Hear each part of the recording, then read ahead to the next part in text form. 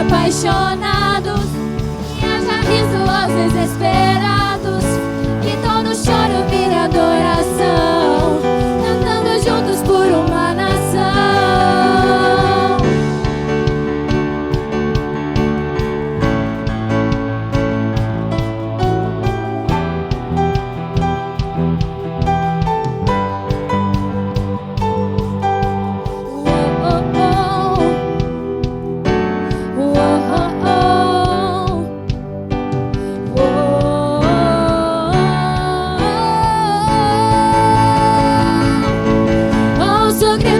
Apaixonados, haja riso aos desesperados, que todo choro vire adoração, cantando juntos por uma nação.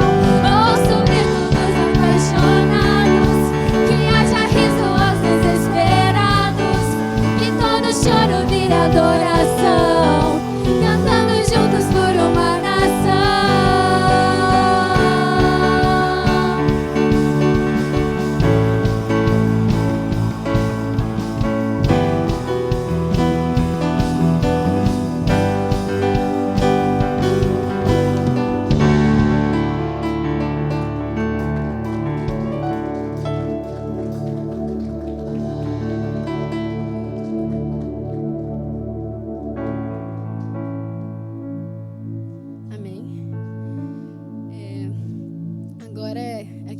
Que a gente vai descansar de toda a pulação que a gente teve. Alguns tiveram, achei alguns bem animados, muito bonito.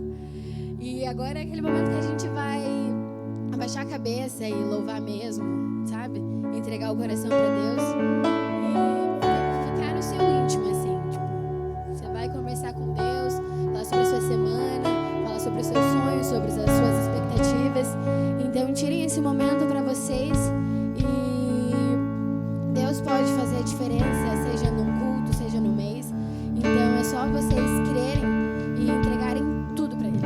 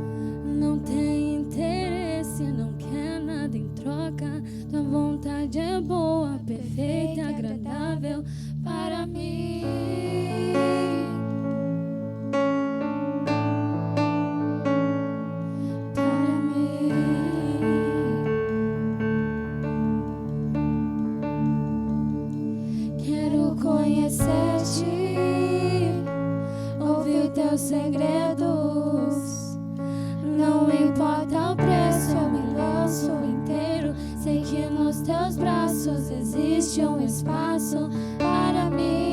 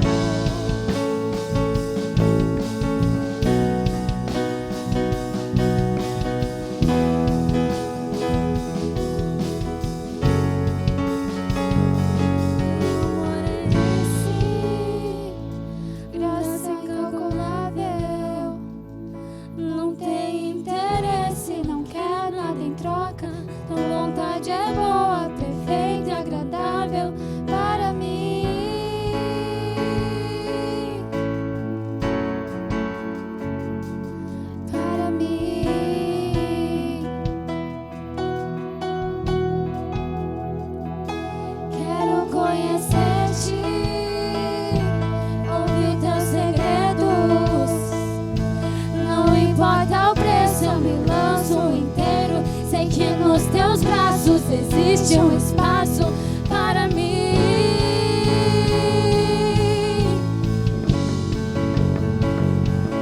Para mim.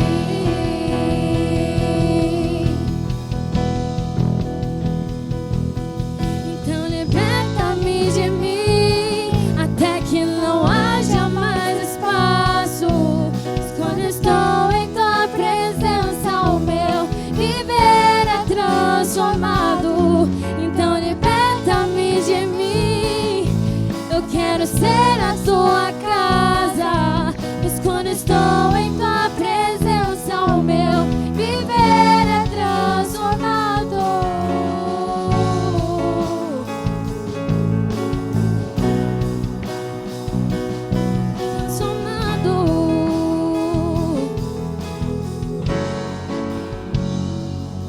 Então liberta-me de mim.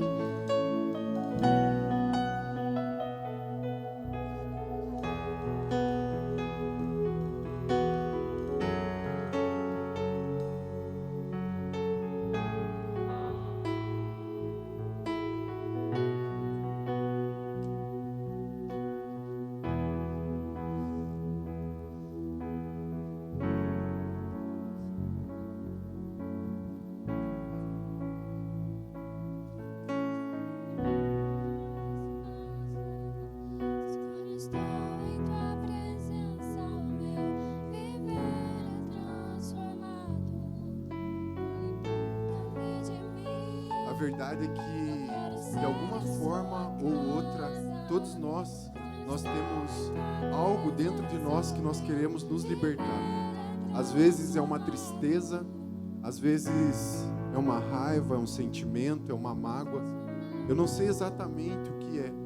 Eu sei sobre mim, mas você sabe sobre você. Talvez você ache que veio aqui por um acaso, porque alguém te convidou. Hoje é sexta, eu não estou fazendo nada, eu vou lá. Mas a Bíblia fala, no Evangelho de João, que não fomos nós que escolhemos a Deus, mas Ele que nos escolheu. Hoje Deus escolheu para que você estivesse aqui. Existe algo dentro de você que Deus quer te libertar. Ele quer te tirar desse lugar, desse cenário, desse ambiente. Eu quero que você, de uma forma intencional, traga a tua memória, traga o teu coração, aquilo que tem te incomodado. Enquanto a Poli canta, enquanto o louvor canta, eu quero que você traga no teu coração aquilo que tem te entristecido, aquilo que você olha para a tua vida e pensa assim, cara, eu quero me libertar disso.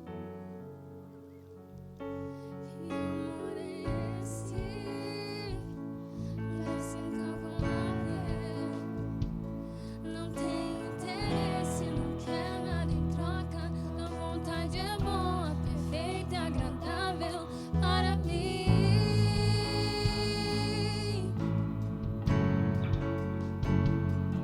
Para mim. Jesus, Tu é aquele que esquadrinha o mais profundo, o Senhor é aquele que vai no mais profundo do nosso ser. Talvez nós estamos aqui porque nós pensamos que não tinha nada para fazer, ou porque é legal, ou porque o Influi é top, mas não, Jesus. Nós sabemos que estamos aqui hoje porque o Senhor nos escolheu. O Senhor tem uma palavra para nós. O Senhor tem algo para nós. O Senhor tem um alimento. O Senhor tem um livramento. O Senhor tem algo para fazer na nossa vida, na nossa mente, no nosso coração hoje. Espírito Santo, o Senhor tem liberdade nesse lugar. Espírito Santo, se o Senhor não vier, Pai, toca no coração, na mente de cada adolescente, Pai, de cada pessoa que está aqui, Jesus. Quando o Senhor vem com o Teu poder, com a Tua glória, o ambiente muda, Jesus. Que nós possamos ser impactados, não somente pelo louvor, pela palavra, mas pela Tua presença, Jesus. Que cada adolescente, cada pessoa que está aqui hoje, Pai, seja impactado pela Tua presença, Pai. Tenha uma experiência com o Senhor, Pai.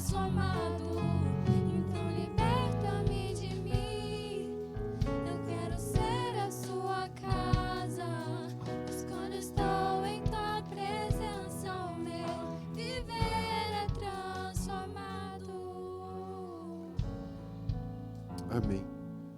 Pode se sentar.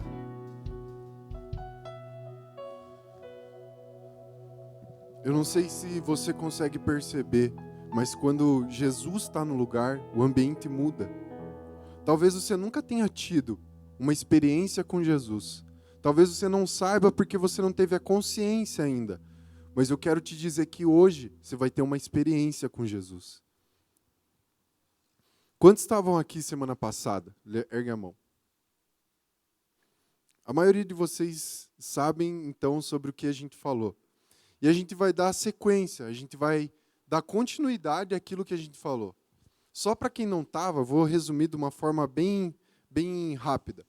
A gente estava falando sobre a vida de Noé. Que o maior trabalho de Noé não foi construir uma arca simplesmente, mas foi reconstruir o mundo depois de sair da arca. E para isso ele teve que fazer planos. Então hoje a gente vai falar sobre planos, sobre sonhos. Eu não sei exatamente quais são os seus sonhos ou os seus planos, seja, sei lá, o que você quer ser quando você crescer, a profissão que você quer exercer, eu não sei exatamente. Mas nós pedimos, a gente entregou uma folhinha para vocês, e nós pedimos para que você escrevesse aquilo que você queria, para daqui 1 mês, 2, para daqui 1 ano, 10 anos. E hoje a gente vai entender como que a gente vai chegar nesse lugar onde a gente escreveu o que gostaria de estar. Se você não escreveu, se você não estava aqui semana passada, eu queria que você pensasse, bem rapidinho, aonde você quer estar daqui 5 anos, daqui 10 anos. Quais são os seus sonhos? Quais são os seus planos? Até para nós que somos um pouco mais velhos e estamos aqui, você também, eu quero que você pense. Aonde você quer estar? De qualquer forma, para você chegar onde você quer, você precisa fazer planos. Isso acontece diariamente. Vou trazer um exemplo prático, uma aplicação prática para a nossa vida. Timothy, quando você está jogando um jogo, você fala, cara, eu vou jogar até passar tal fase, ou até conquistar tal coisa. Dependendo do jogo que você está jogando, você está fazendo um plano. Você, de certa forma, estabeleceu uma meta. Você falou, cara, eu vou chegar até ali, enquanto eu não chegar ali, eu não paro. Da mesma forma, quando você está lavando a louça, você diz mais ou menos assim, eu, pelo menos, quando eu estou lavando, eu penso, cara, eu só posso terminar a hora que eu lavar tudo. Ou seja, eu estabeleci um plano, eu estabeleci uma meta, um objetivo. Com isso, eu vou conseguir chegar até onde eu quero. A Bíblia fala, em Lucas 14, no versículo 28, assim, ó. Qual de vocês, se quiser construir uma torre, primeiro não se assenta e calcula o preço para ver se tem dinheiro suficiente para completá-la? Pois, se lançar o alicerce e não for capaz de terminá-la, todos os que virem rirão dele, dizendo, este homem começou a construir algo e não foi capaz de terminar. Enfim, o que eu quero trazer para a gente hoje? Eu quero que isso fique aceso na tua mente. Que para tudo aquilo que você for fazer, existe um percurso, existe um planejamento. Você vai entender, pela história que eu vou trocar uma ideia em cima... A história que a gente vai contar hoje para vocês é sobre José. Você vai entender, quando a gente estiver trocando essa ideia, que José tinha uma meta. Ele sonhou e tinha um plano, um objetivo. Ele tinha um lugar para chegar. Igual quando o Gabi está treinando, ou sei lá, está pilotando lá o simulador de avião e ele fala, cara, eu tenho que fazer tantas horas de voo. É mais ou menos isso. José, ele estabeleceu um lugar. Deus deu uma revelação para ele, falou que ele seria alguém, estaria em tal lugar, e ele caminhou um percurso para chegar até lá. Assim como você escreveu semana passada onde você quer estar, você vai entender que você tem que caminhar um percurso para chegar até lá. E é sobre esse percurso que eu quero trocar uma ideia com vocês hoje, baseado na vida de José. Por isso eu queria que a gente abrisse a Bíblia lá no livro de Gênesis, no capítulo 37, no versículo 1. Oh, essa música é da hora, hein, Cauãzinho?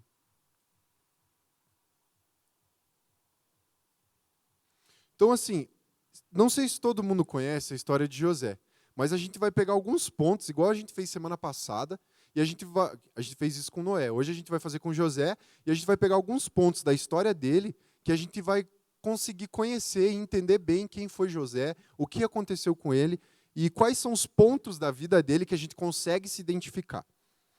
Versículo 1 diz assim: Jacó, ele é o pai de José, Jacó habitou na terra de Canaã, onde seu pai tinha vivido como estrangeiro.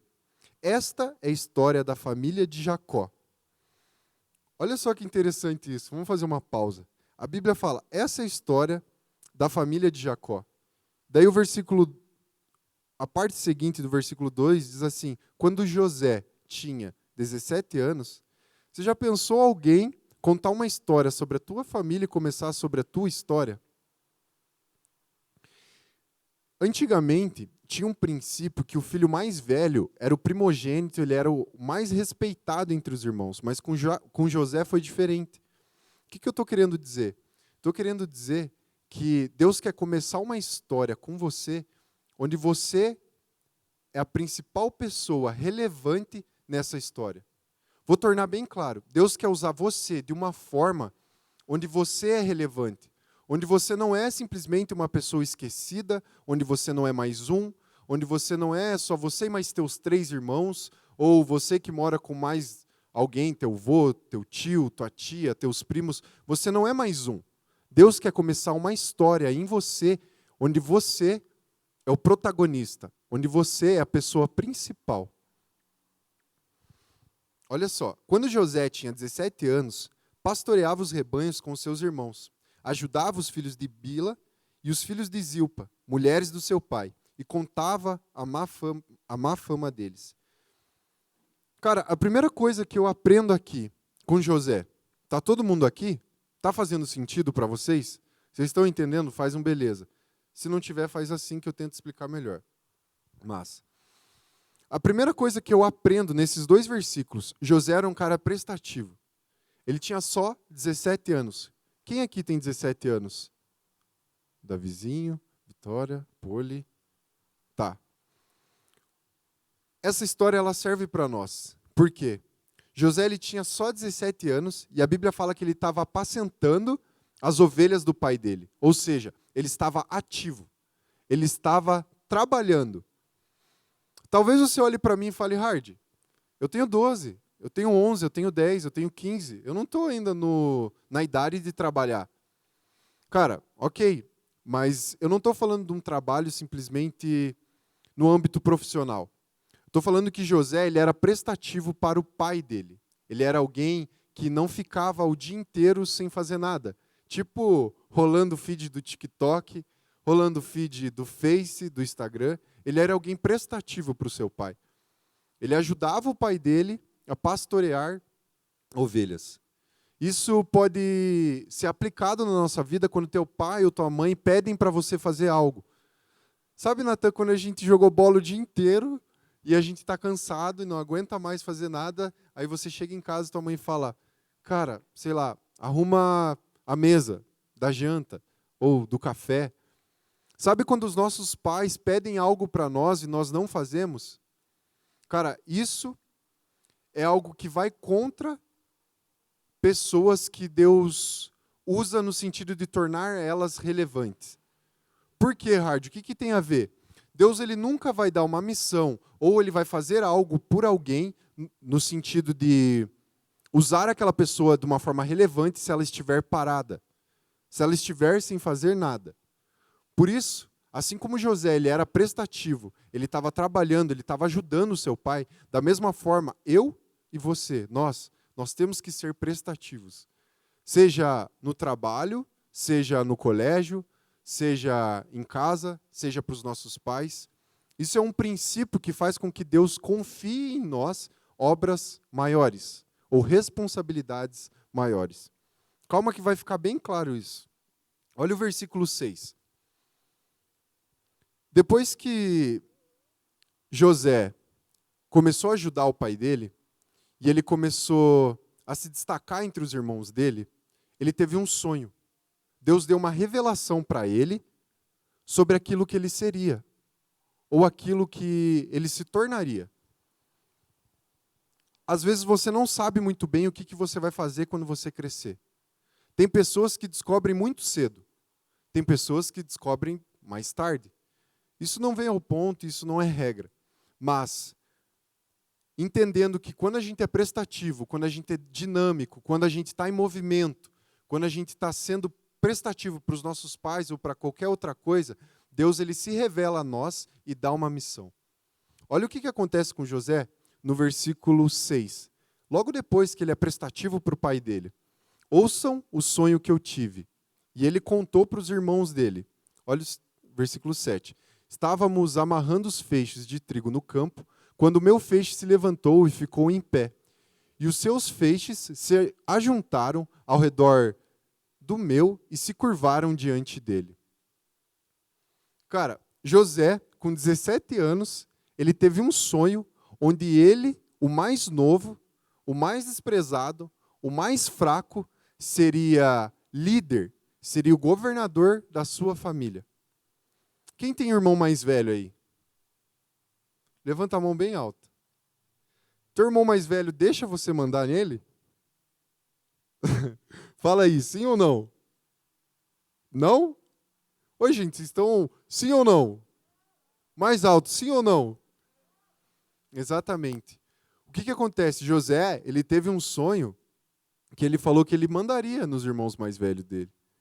Ele teve um sonho, uma revelação de Deus. Ele sonhou que ele estaria em algum lugar, ou seria alguém. E aquilo fez com que os irmãos dele odiassem ele. O sonho que José teve fez com que ele fosse rejeitado. A primeira dificuldade de José começou quando ele teve o seu primeiro sonho. Eu não sei se você se identifica com isso, mas quem aqui tem sonhos? Levanta a mão. Quem aqui tem planos? Você já contou esse plano ou esse sonho para alguém e a pessoa desacreditou de você? Sim ou não? Eu vou fazer vocês acordarem. Sim ou não? Exatamente. O primeiro problema de José começou quando ele contou o seu primeiro sonho. Ou seja, muitas pessoas, principalmente os irmãos dele, de dentro da casa dele, desacreditaram dele. E isso acontece com a gente. Quantas vezes, você não vai conseguir ser bombeira?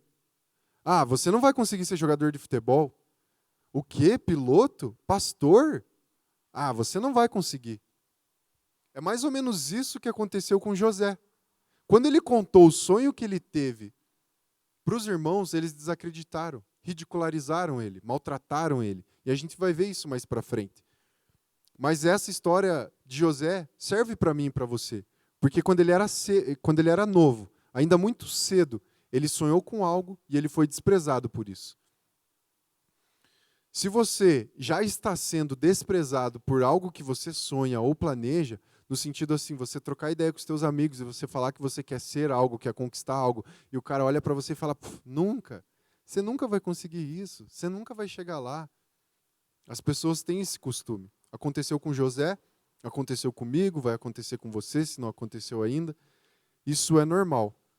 Lembra que eu falei que o objetivo que a gente tinha era nos preparar para onde a gente quer chegar. E a gente já vai chegar lá. Olha o que acontece no versículo 13. Israel disse a José. Israel é Jacó. Jacó disse a José. Como você sabe, seus irmãos estão apacentando os rebanhos perto de Siquém. Quero que você vá até lá. Um outro princípio que eu aprendo aqui. José continuou humilde. José, mesmo sonhando que governaria sobre os seus irmãos, ou mesmo sabendo que ele chegaria a um lugar, ele continuou humilde. Isso é um ponto muito importante para nós. Porque, às vezes, quando a gente é melhor que alguém em algum sentido, a gente acaba se achando mais do que os outros. E com José não foi assim. Então, consequentemente, a gente também não pode fazer isso. Olha o versículo 18. Mas, o que aconteceu? Depois que Jacó mandou José ir até lá, até os irmãos, ele estava indo. E quando ele estava chegando, aconteceu o versículo 18. Quando José estava chegando, olha o que aconteceu. Os irmãos dele o viram de longe. Antes que ele chegasse, e planejavam matá-lo. Os irmãos dele, olha os irmãos que ele tinha, gente. 19. Lá vem o sonhador, diziam uns aos outros. Cara, alguém aqui já foi rotulado? Tipo assim, gordo, magro, feio, burro. Alguém já foi rotulado? Eu quero que você levante a mão se você já foi rotulado. Se, tipo assim, as pessoas já te tiraram. Se as pessoas já te ridicularizaram. Cara, o que eu aprendo aqui? Que toda vez que você tem um sonho, você tem um plano, e as pessoas sabem disso,